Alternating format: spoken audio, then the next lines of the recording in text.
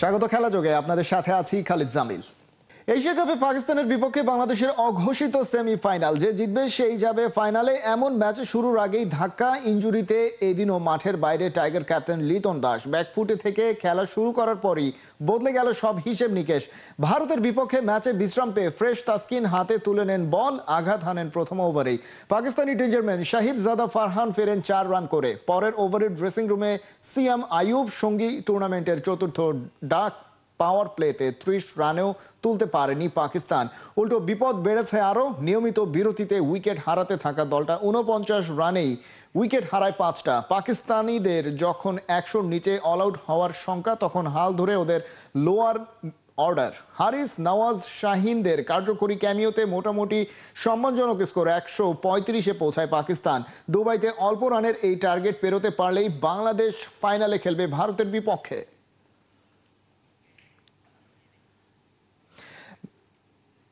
দর্শক, ম্যাচের সবশেষ অবস্থা এবং যে টার্গেট সে সম্পর্কে বিস্তারিত দুবাই থেকে আমরা জানবো। সহকর্মী সাইফুল রূপক যুক্ত হচ্ছেন আমাদের সাথে। সাইফুল রূপক, অনেক হতাশা ছিল একটা পর্যায়ে এশিয়া কাপে বাংলাদেশকে নিয়ে, কিন্তু স্পেশালি ভারতের বিপক্ষে দুর্দান্ত একটা বোলিং ইনিংস অ্যাটলিস্ট উপহার দিতে পেরেছে বাংলাদেশ। ব্যাটিংটা নিয়ে এখন পর্যন্ত শঙ্কা রয়েছে কিনা যে 136 রানের টার্গেট, সেটা এই উইকেটে আসলে বাংলাদেশের ব্যাটারদের জন্য, যে ব্যাটিং লাইন আপ নিয়ে নেমেছে তারা, তাদের জন্য কতটা চ্যালেঞ্জিং? ডেফিনেটলি চ্যালেঞ্জিং তো হবেই, কারণ উইকেটটা গত যে সুপার ফোরে এখানে যে কটা ম্যাচ হয়েছে সেই ম্যাচগুলো থেকে একটু আলাদা। কারণ আমরা দেখেছি যে প্রথম 2 ম্যাচ কিংবা ইভেন গতকালের ম্যাচও উইকেট 160-70 অ্যারাউন্ডের উইকেটে ছিল, বাট আজকে মনে হচ্ছে একটু ট্রিকি, বলটা একটু থেমে থেমে আসছে, মানে একদম ইজিলি ব্যাটে বলে কানেকশন হওয়ার মতো উইকেট না এটা।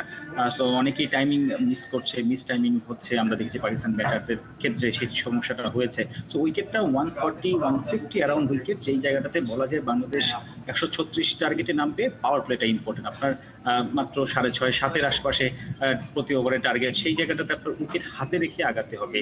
মানে খুব বেশি ক্যালকুলেশন করতে হবে না, জাস্ট উইকেটটা হাতে রাখলে আপনার কিন্তু ওভার প্রতি 6-7 খুব আরামসে আসবে। এই জায়গাটাতে আসলে ব্যাটাররা মানে ডিফেন্সিভ মেন্টালিটিতেই আমার মনে হয় থাকা উচিত, কারণ একটু অ্যাটাকিং থাকলে পাকিস্তানের বোলিং অ্যাটাক একদম খারাপ না। আপনি যদি দেখেন আবরার আছে, সাইম আইয়ুব আছে, নওয়াজ আজকে স্পিন অ্যাটাক দুর্দান্ত। পেসারদের মধ্যে শাহিন শাহ আফ্রিদিন, হারিস রোফ, তারা সবশেষ ম্যাচে কনফিডেন্সটা গেইন করেছে। সো এবং বাউন্ডারিও বড়। সো এই জায়গাটাতে আমার মনে হয় যে টপ অর্ডার ব্যাটিংটা খুবই ইম্পর্টেন্ট। ইমন, সাইফ তো অবভিয়াসলি ফর্মে আছেন। মিডল অর্ডারে তাহিদ হৃদয়, জাকির আলী অনেক। আজকে আমি আশা করবো তাদেরকে লাগবে না। তাদেরকে যদি না লাগে অবশ্যই বাংলাদেশ অনেক কনফিডেন্ট নিয়ে ফাইনাল উঠবে। তবে উইকেটটা যতটা সহজ অনেকেই ভাবছে, কিন্তু ততটাও সহজ না। পাকিস্তান এই রানেও চ্যালেঞ্জ ছুড়ে দিতে পারে। পাকিস্তানি সাংবাদিকরা আসলে আমাদের সাথে অনেকে গল্প করতে করতে বলছিলেন যে উইকেটটা ট্রিকি এবং বাংলাদেশের জিতলেও আসলে কঠিন হবে। মানে পাকিস্তান, আপনি বলছিলেন যে বাংলাদেশের ব্যাটিং অর্ডারদের জন্য একটু চ্যালেঞ্জিং হবে যেহেতু ট্রিকি উইকেট। সেই জায়গায় লিটন দাসের মতন একজন টপ অর্ডার ব্যাটসম্যান, যার উপর আসলে তিনি শুধু ক্যাপ্টেন নয়, আলাদা একজন স্পেশালিস্ট ব্যাটসম্যানও এই জায়গাতে বাংলাদেশের প্রেক্ষাপটে, তার জায়গা থেকে আসলে কতটা অভাব যে ব্যাটিং অর্ডার নিয়ে বাংলাদেশ নিয়ে নেমেছে সেটা পূরণ হবে? লিটন দাসকে অনেক বেশি মিস করবেন আপনি। লিটন দাস না থাকা মানে আপনার ব্যাটিং অর্ডার উলটপালট হয়ে যাবে। কারণ আপনি আজকে আগের ম্যাচে লিটন দাসের জায়গায় পারভেজ ইমনকে খেলিয়েছেন, আজকে কিন্তু পারভেজ ইমন ওপেনিং এ নামবে, কারণ তানজিদ তামিম ড্রপ হয়েছে। সো ওয়ান ডাউনে কে খেলবে? তাহিদ হৃদয় কি আপনি প্রমোশন দিবেন? তাহিদ হৃদয় কিন্তু এই নাম্বার 4 কিন্তু রান করছে, গত ম্যাচে রান পায়নি, তার আগের ম্যাচে রান পেয়েছে। সো ব্যাটিং অর্ডারে একটা উলটপালট। হয়তো আমরা নাম্বার 3-তে আজকে লিটনের যে পজিশনটা, সেই পজিশন হয়তো শেখ মেহেদিকে দেখলেও দেখতে পারি, আদারওয়াইজ হয়তো তাহিদকে প্রমোশন দিতে পারে।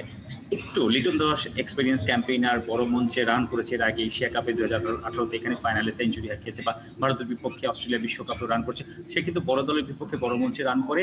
আর এই ধরনের উইকেটে, এই ধরনের পিচে কিন্তু তার মতো যার ডিফেন্স খুব ভালো, তার স্কিল খুব ভালো, এই ধরনের ব্যাটাররা আসলে খুব ভালো ইফেক্টিভ রোল প্লে করতে পারে। সো লিটন দাসকে ডেফিনেটলি মিস করবে বাংলাদেশ। তবে আশা করা যাচ্ছে আসলে যদি পাওয়ার প্লেটা বাংলাদেশের ক্রিকেটাররা, বাংলাদেশের ব্যাটাররা, টপ অর্ডার ব্যাটাররা এবং সবকিছু মিলিয়ে আসলে নিজেদের নর্মাল যে ব্যাটিংটা, সেটাই যে ব্যাটসম্যানরা রয়েছেন ব্যাটিং অর্ডারে আজকে, তারা নর্মাল ব্যাটিংটাই যদি করে যান, খুব বেশি অ্যাগ্রেসিভ বা খুব বেশি কারিশমা তাদের দেখানোর হয়তো বা প্রয়োজন নেই, যেটা আপনি বলছিলেন সাইফুল রূপক, তাহলেই হয়তো বা এই টার্গেটটা 136 রানের টার্গেটটা চেস করা সম্ভব। সাইফুল রূপক দুবাই থেকে আমাদের সঙ্গে যুক্ত হয়েছিলেন, অনেক অনেক ধন্যবাদ আমাদের সঙ্গে যুক্ত হওয়ার জন্য। দর্শক, আলোচনা করছিলাম বাংলাদেশের আজকের ম্যাচ জিতে পাকিস্তানের এগেনস্টে শেষ পর্যন্ত ফাইনালে যেতে পারবে কিনা সাইফুল রূপক দুবাই থেকে জানাচ্ছিলেন সে প্রসঙ্গে। বিসিবি নির্বাচন ঘিরে আমারও নোংরামির অভিযোগ আনলেন তামিম ইকবাল, বললেন সব মিলিয়ে চাপেই আছে সাবেক কাপ্তান। নির্বাচন ঘিরে নেই স্বচ্ছতা, তাই শেষ পর্যন্ত নির্বাচন করতে দেয়া হবে কিনা সেটা নিয়েই নাকি আছে তামিমের শঙ্কা। শুধু উদ্দেশ্য হাসিলের জন্য 15টা ক্লাবকে কাউন্সিলরশিপ না দেওয়ার ঘটনাকে লজ্জাজনক বলছেন সাবেক কাপ্তান। নাহিয়ান বিন জসিম জানাচ্ছেন বিস্তারিত। সেই লজ্জার ব্যাপারটাই ঘটেছে দেশসেরা ওপেনার সাবেক কাপ্তান তামিম ইকবালের সঙ্গে। আগের দিন তার কাউন্সিলরশিপ নিয়ে একটা পক্ষের অদ্ভুত আর ভুতুরে সাজানো আপত্তি জমা পড়ে নির্বাচন কমিশনে। পরদিন তামিম হাজির বিসিবিতে শুনানিতে। ঘড়িতে তখন দুপুর 2:45। প্রায় 2 ঘন্টা নির্বাচন কমিশনে নিজের ব্যাখ্যা দিয়ে বিসিবি ছাড়েন তামিম। 18 বছরের দীর্ঘ ক্যারিয়ারে ফিয়ারলেস ছিলেন ক্রিকেট মাঠে, অথচ ড্যাশিং ওপেনার রীতিমতো অসহায় বোধ করছেন নির্বাচনের মাঠে নোংরামি আর চাপে। আমি ফেয়ারলেস ভাবে তো চেষ্টা করছি, প্রেশার আমার উপরে অনেক আছে। আমি যেটা বললাম, কালকে আমার কাউন্সিলরশিপও ক্যান্সেল হয়ে যেতে পারে, কোর্টে রিটও হয়ে যেতে পারে, কোর্টে কেস হয়ে যেতে পারে। এখন কেন হবে এটা আপনারা খুব ভালো করে বুঝেন। আমাকে পার্সোনালি প্রশ্ন করতে পারেন যে আমি নির্বাচন করব কি করব না। আমার প্রশ্ন করা হলো যে আমাকে নির্বাচন করতে দিবে কি দিবে না। গঠনতন্ত্রতে যদি এই কথাটা লেখা থাকে যে একদম স্পেসিফিকলি আপনাকে অমুক ডেতে ঘোষণা দিয়ে দিতে হবে যে আপনি সাবেক ক্রিকেটার, তাহলেই আপনার এই কাউন্সিলরশিপের বৈধ, তাহলে আমি মানতে পারি। এই জায়গায় তো কোনো কিছু লেখা নেই। ধরলাম সাবেক ক্রিকেটারকে বাদই দিলেন, অর্গানাইজার যে আমি না, এটা আপনি কেমনে করে প্রমাণ করবেন? আমি গুলশান ক্লাবে কমিটিতে আছি, ওল্ড ডিএইচএস এর কমিটিতে আছি। ওই চিঠিতে উল্লেখ করা লেখা যে আমি ওল্ড ডিএইচএস এর সাথে আমার কোনো সম্পর্ক নেই। প্লিজ উপরে যান, যে ওল্ড ডিএইচএস এর কমিটিটা খুঁজে বের করে দেখেন ওল্ড ডিএইচএস আমি আছি কি নাই। এই মুহূর্তে চিটাগাংয়ে একটা খেলা T20 ফ্র্যাঞ্চাইজ চলছে, যেখানে আমি টিম ওন করি। শতদল ক্লাবের সাথে আমি 4-5 বছর ধরে জড়িত। আমার এটা লজ্জা লাগতেছে যে আজকে আমার এই জায়গায় সেই জিনিসগুলো এক্সপ্লেন করতে হচ্ছে। আমরা এতটাই নিচে নেমে যাচ্ছি জাস্ট কিছু ইচ্ছা ফুলফিল করার জন্য, যে আপনারা এই পর্যায়ে নিয়ে আসতেছেন। শুধু তামিম না, এদিন শুনানিতে অংশ নিতে এসেছিলেন সাবেক প্রেসিডেন্ট ফারুক আহমেদও। নির্বাচন কমিশনে ব্যাখ্যা দিয়েছেন কেন কাউন্সিলরশিপ ফর্ম জমা দেন নির্দিষ্ট সময়ের 2.5 ঘন্টা পর। নির্বাচন ঘিরে এমন অসংখ্য অনিয়মের মাঝে তামিম সবচেয়ে গুরুতর হিসেবে দেখছেন 15টা ক্লাবকে কাউন্সিলরশিপ না দেওয়ার সিদ্ধান্তকে। এই ক্লাবগুলোর তো হিস্ট্রি আছে ভাই, 5 বছর, 10 বছর, 15 বছর, 20 বছরের হিস্ট্রি আছে। এদেরকে নিয়ে আপনারা কি রাজনীতি করতেছেন? 300টা ক্রিকেটারের ব্যাপার আছে এখানে। 300টা ক্রিকেটার রাস্তায় নেমে আসবে যদি ওরা ক্রিকেট না খেলতে পারে। সবকিছু চিন্তা করে এটা করবেন। আমার কাছে মনে হয় এনাফ গ্রাউন্ডস আছে তাদের। আমি কোনো পার্টিকুলারলি, আমার টিম তো অবশ্যই আছে, but I spoke in favour of whole cricket. প্লেয়ারদের বিষয় নিয়ে আমি কথাটা তুলেছি। আমার কাছে আমি আশাবাদী যে এরকম নোংরামি হবে না। আর এই 15টা টিম আজকে এই পজিশনে কেন আসছে এটাও তো আপনারা জানেন কম বেশি। এটা একটা ব্যক্তির নিজের স্বার্থ ছিল এখানে, তো এটা তো লুকাচুরি করার কিছু নেই। একটা ব্যক্তির নিজের স্বার্থর কারণে আজকে এই অবস্থা আসছে। আমিও ডিটেলসে গেলাম না। আমার কাছে মনে হয় যে ইলেকশনের যা হওয়ার হোক, টিমগুলা বেঁচে থাকলে বাংলাদেশের ক্রিকেটটা চলতে থাকবে। এই ছেলেগুলা ক্রিকেট খেলতে পারবে। কয়েকদিন পরে কিন্তু 3rd ডিভিশন। আমি if I am not wrong, এই 15টা টিমের মধ্যে 8-9টা টিম 3rd ডিভিশনের মধ্যে। এই টিমগুলো কিন্তু আমি ওন করি না ভাই, হ্যাঁ। কিন্তু এই টিমগুলো যদি ব্যাকআউট করে, ওই 8-9টা প্লেয়ার, 8-9টা টিম মানে হলো 150-200টা প্লেয়ার। এই 150-200টা প্লেয়ারের দায়িত্ব কে নেবে? ইসি না বিসিবি? নির্বাচন কমিশনের স্বচ্ছতা ঘিরেও প্রশ্ন তৈরি হয়েছে। নির্বাচনের 10 দিন আগে প্রথমবার দেখা মিলেছে কমিশনের সদস্যদের।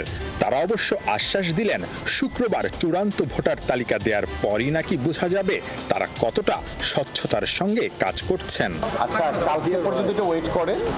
Let's wait, be patient. আপনি কাল 4:30 পর্যন্ত ওয়েট করেন, তারপরে আমরা 4:30টায় যখন ফাইনাল লিস্ট দিব তখন আপনারা আমাদের মন্তব্য পাবেন।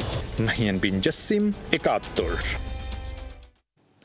নিজেদের বাকি কাজ করবে কখন আইসিসি? এলাকার 2 পান্ডা ভারত পাকিস্তান একে অন্যের বিরুদ্ধে একের পর এক নালিশ করেই যাচ্ছে তাদের কাছে। সেসবের সমাধান করতেই দিন যাচ্ছে ক্রিকেটের সর্বোচ্চ নিয়ন্ত্রক সংস্থার। বিসিসিআই অভিযোগ করেছে হারিস রৌফ আর সাহিবজাদার বিরুদ্ধে, আর পিসিবি বলছে ভারতের ক্যাপ্টেন সূর্যকুমার যাদব প্রেস মিটে খেলার সাথে রাজনীতি মিশিয়েছেন। রিপোর্টে বিস্তারিত। ঢাল তলোয়ার কিচ্ছুটি নাই, হয়েছে নিধিরাম সর্দার। পাকিস্তানকে নিয়ে অন অ্যান্ড অফলাইনে এমনই মক করেছে ভারতীয় মিডিয়া। অপারেশন সিন্দুর চলাকালে ভারতের 6টি রাফাল জঙ্গি বিমান ভূপাতিত হওয়ার খবর শোনা গেছে বটে, তবে ফুল স্কেল ওয়ার হলে সেখানে পাকিস্তানের জয়ের সম্ভাবনা কমই, এমনই দাবি করে থাকেন অনেকেই। অনেকটা দুদেশের ক্রিকেটের লড়াইয়ের মতো। যতই এই ম্যাচকে বলা হোক এশিয়ান এল ক্লাসিকো কিংবা সুপার রাইভালরি, টিম ইন্ডিয়া শক্তিমত্তায় সালমান আঘাদের চেয়ে চলে গেছে যোজন যোজন ওপরে। শোয়েব আখতার, ওয়াসিম আকরাম কিংবা সাইদ আনোয়ারদের দিন পেরিয়ে গেছে সেই কবেই। আর একালের পাকিস্তানিরা এশিয়া কাপে রাফাল জঙ্গি বিমান ভূপাতিত করার স্মৃতি টানে। 6-0 মনে করিয়ে দেয়, কিন্তু মাঠের খেলায় 2-0-তে পিছিয়ে। প্রতি ম্যাচে হার, বেশ ভালো ব্যবধানেই। ট্রেনিং টাইমে 6-0 বলে উপহাস করতে শোনা গেছে পাকিস্তানি ক্রিকেটারদের। আর ভারতের বিপক্ষে সুপার 4-এর ম্যাচে ব্যাপারটাকে মেন ইন গ্রিনরা রীতিমতো প্রাতিষ্ঠানিক রূপ দিয়েছে। আইসিসির কাছে বিসিসিআই যে কমপ্লেইন ফাইল করেছে সেখানে বলা হয় হারিস রৌফ বিমান ভূপাতিত করার অঙ্গভঙ্গি করেছে, আর সাহিবজাদা ফারহান 50 করে ব্যাটকে বানিয়েছে বন্দুক। খেলার ভেতরে যুদ্ধের আবহ টেনে আনায় আতে ঘা লেগেছে ভারতীয়দের। বিসিসিআই তো অভিযোগ জানিয়ে করা ইমেইলে আইসিসিকে পাঠিয়েছে ভিডিও ক্লিপও। ফারহান এটা নিয়ে অন রেকর্ড কথাও বলেছেন। অনেকটা নির্ভার এই ব্যাটার বলছিলেন হাফ সেঞ্চুরি করে খুব বেশি সেলিব্রেট করার অভ্যাস তার নেই, হঠাৎই মাথায় এসেছে ব্যাপারটা। মানুষ কি বলবে সেটা ভাবেননি, তাতে তার কিছু যায়ও আসে না। ওদিকে আইসিসির টেবিলে জমা পড়েছে পাকিস্তান ক্রিকেট বোর্ডের অভিযোগও। তারা সরাসরি কথা বলেছে ভারতের ক্যাপ্টেন সূর্যকুমার যাদবকে নিয়ে। বার্তা সংস্থা পিটিআই এর রিপোর্ট, সূর্যকুমার যাদব নিজেদের জয়কে উৎসর্গ করেছে নিজ দেশের সেনাবাহিনীকে, যে বক্তব্য পুরোপুরি রাজনৈতিক। পিটিআই অবশ্য নিশ্চিত হতে পারেনি যে পিসিবি ওই অভিযোগ কবে দায়ের করেছে। ঘটনার 1 সপ্তাহের মধ্যে অভিযোগ করতে হয়, আর ভারত পাকিস্তান ম্যাচটা ছিল এ মাসের 14 তারিখ। তার মানে সময় পেরিয়ে গেছে বেশ আগেই। অভিযুক্তরা অভিযোগ অস্বীকার করলে হবে শুনানি, আর এসব অপরাধ শেষ পর্যন্ত অপরাধ হিসেবেই প্রমাণিত হলে ভারত পাকিস্তান দুই পক্ষকেই পেতে হবে শাস্তি। কিন্তু দিন শেষে একটা প্রশ্ন ঘুরে ফিরে ওঠেই, মাঠের বাইরের খেলার পাশাপাশি এশিয়া কাপে 22 গজের ক্রিকেটেও নিজেদের সেরা প্রমাণ করে চলেছে টিম ইন্ডিয়া। হারিস রৌফরা কি সেটা পারছে? খালিদ জামিল, একাত্তর। রংপুরের ছেলে নাদিম মাত্র 8 বছর বয়সে ফুটবলের অসাধারণ নৈপুণ্য আর কলাকৌশল রপ্ত করেছে। ড্রিবলিং থেকে বল কন্ট্রোলে সিদ্ধ হস্ত সে। নাদিমের প্রতিভা এলাকাবাসীকে একই সাথে অবাক আর গর্বিত করছে। সহকর্মী আতোয়ার মনিরের তথ্য ও ছবিতে ফয়সাল হাবিবের রিপোর্ট। যখন 8 বছর বয়স তখন কিভাবে কাটতো আপনার ছেলেবেলা মনে আছে? নিশ্চয়ই সন্ধ্যার পর মায়ের ভয়ে বই খাতা নিয়ে পড়তে বসার তাড়া ছিল। স্বাভাবিক এই কাজটা লক্ষ্মীপুরের চন্দ্রগঞ্জ থানার পশ্চিম দেওপাড়া গ্রামের নাদিমও করে, কিন্তু 8-10 জনের সাথে তার আছে একটা বড় পার্থক্য। এই বয়সের শিশুর ক্ষেত্রে মোটেও সাধারণ কোনো ব্যাপার না। স্পেনের ক্লাব বার্সেলোনার লোগো লাগানো মোজা আর বাংলাদেশ জাতীয় ফুটবল দলের জার্সি দেখে বুঝেই গেছেন নাদিমের আছে ফুটবলের নেশা। কিন্তু সেই নেশা কতটা গভীর, কতটাই ভালো সে খেলছে যে জাতীয় পর্যায়ের গণমাধ্যম তার দিকে তাক করে ক্যামেরার লেন্স। প্রস্তুত হতে দিন ওকে, এরপর 8 বছর বয়সীর প্রতিভা দেখে আপনার চোখ উঠবে কপালে।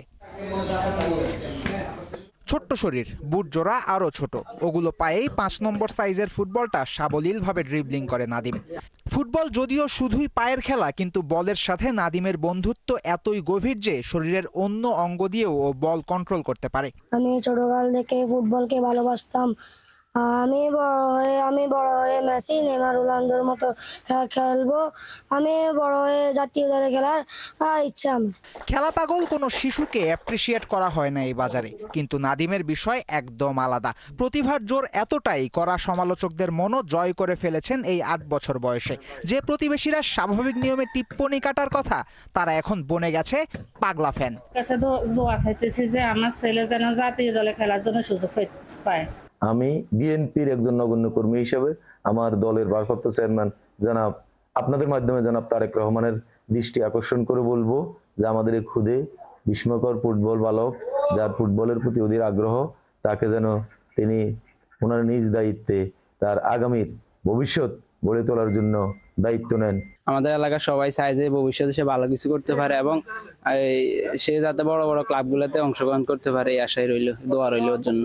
কেবল ফুটবলের সাথে ব্যক্তিগত কসরত নয়, স্থানীয় মাঠ হোক কিংবা বাইরের টুর্নামেন্ট সবখানেই সমান তালে খেলছে এই ক্ষুদে ফুটবলার। এমনকি জেলা পর্যায় থেকেও ডাক আসে মাঠে বড়দের সঙ্গে খেলার সময়। তার নৈপুণ্যে মুগ্ধ সবাই। বাচ্চাদেরকে বল দিয়ে মাঠে ছেড়ে দিতে হবে, তাহলে তাদের ক্রীড়া নৈপুণ্য আমরা দেখতে পারি। আর এর পাশাপাশি যদি একজন ভালো কোচ থাকে, তাহলে তাদেরকে যদি নার্সিং করা হয় তাহলে আরো ভালো করতে পারবে। এবং আমাদের হ্যাপি চৌধুরী ভাইয়ের নেতৃত্বে লক্ষ্মীপুর স্টেডিয়ামে সংস্করণ করা হয়েছে। উনি অনেক উদ্যোগ নিয়েছে এবং সামনে একটা লিগ হবে। আশা করি লক্ষ্মীপুরে ফুটবল আরো সাড়া জাগবে। মজার ব্যাপার, একটা সময় ক্রিকেটের নেশায় পেয়ে বসেছিল, কিন্তু এখন ফুটবলই ওর ধ্যান জ্ঞান। দেশের ফুটবলে আসা নতুন জোয়ার ভাসিয়েছে লক্ষ্মীপুরের প্রত্যন্ত গ্রামে বড় হওয়া নাদিমকেও। সান্তোসের হাওয়াও লেগেছে ওর গায়ে। নেইমারকে দেখে কিছু না বুঝেই নাদিম নিজের জার্সিতে লিখেছে নাদিম জুনিয়র। আর বল নিয়ে ওর কারিকুরিতে আছে ব্রাজিলিয়ান ছাপ। দুয়ে দুয়ে 4 মিলিয়ে বাংলাদেশও একজন নেইমারকে পাবে, এমনই প্রত্যাশা সবার। হতেই পারে, স্বপ্ন দেখতে তো আর দোষ নেই কোনো। ফয়সাল হাবিব, ৭১। মায়োর্কার বিপক্ষে বদলি হওয়া নিয়ে আলভারেজের একটা ক্ষোভ তো ছিলই। এই ফরওয়ার্ডের শৈশবের কোচ রাফায়েল ভারাস সূত্রে এবার জানা গেল আতলেটিকোতে স্বস্তিতে নেই এই ফুটবলার। আছে নিজের অ্যাকচুয়াল পজিশনে খেলতে না পারার আফসোসও, যে কারণে ছাড়তে চেয়েছিলেন ক্লাবও। অবস্থা বেগতিক বুঝে বদলে গেছে সিমিওনের গলার সুর। বিস্তারিত রায়না আহমেদের রিপোর্টে। মায়োর্কার বিপক্ষে ম্যাচে সাব করানোর পর ডাগ আউটে বসে বলছিলেন অলওয়েজ মি। ইঙ্গিতটা স্পষ্ট, বদলি করতে চাইলে যেন আলভারেজকেই চোখে পড়ে সিমিওনের। তবে এই আর্জেন্টাইন ফরওয়ার্ড বারুদটা পুষে রেখেছিলেন। এবার অ্যাটলেটিকোর ঘরের মাঠে ভায়েকানোকে পেয়ে উঠলেন জ্বলে, করে বসলেন দারুণ এক হ্যাট্রিক। জয় পেল রেড হোয়াইটরা। ম্যাচের পর অ্যাটলেটিকো কোচ রীতিমতো এই আর্জেন্টাইন ফরওয়ার্ডকে দলের সেরা প্লেয়ার বলে ভাসালেন প্রশংসায়। জানালেন আলভারেজকে যত্ন নিতে হবে যাতে তিনি এই দলে খেলে যান বহুদিন। সমস্যাটা হলো সিমিওনের কথা আর কাজে পাওয়া যাচ্ছে না মিল। আর তাই এ ব্যাপারে মুখ খুলেছেন হুলিয়ানের শৈশবের কোচ রাফায়েল ভারাস। যেটা শুনলে দুয়ে দুয়ে 4 মিলিয়ে বোঝা যায় হঠাৎ কেন এলো অ্যাটলেটিকো কোচের গলার সুরে বদল। সিমিওনের কথায় আর কাজে মিল না থাকার বিষয়টাতে আসা যাক শুরুতে। এ মৌসুমে রেড হোয়াইটদের হয়ে লা লিগার 6 ম্যাচে খেলেছেন আলভারেজ, যার মাঝে 4 ম্যাচেই তাকে করা হয়েছে বদলি, যেখানে আবার 2টি ম্যাচে তাকে তুলে নেওয়া হয়েছে সেকেন্ড হাফ শুরুর খানিক বাদেই। যাকে দলে রাখতে চান আর দলের বেস্ট প্লেয়ার বলছেন, তাকে কি ট্রিটমেন্টটাই না দিচ্ছেন সিমিওনে। গেল সিজনে অ্যাটলেটিকোতে যোগ দিয়েই 57 ম্যাচে 29 গোল আর 8 অ্যাসিস্ট করা এই ফুটবলারের এবার ওড়ার কথা ছিল আরও। বাস্তবতা বলছে ঘটেছে উল্টোটা। রেড হোয়াইট শিবিরে খুশি নেই আলভারেজ। কারণটা খোলাসা করেছেন এই ফরওয়ার্ডের শৈশবের কোচ রাফায়েল ভারাস। তার মতে যে নাম্বার 9 পজিশনে খেলতে ভালোবাসেন আলভারেজ, সেখানে খেলানোর বদলে তাকে খেলানো হচ্ছে উইংয়ে। শুধু তাই না, ছোটবেলা থেকেই বার্সেলোনার ভক্ত আলভারেজ, এমনকি তার বার্সেলোনাতেও যাবার কথা ছিল।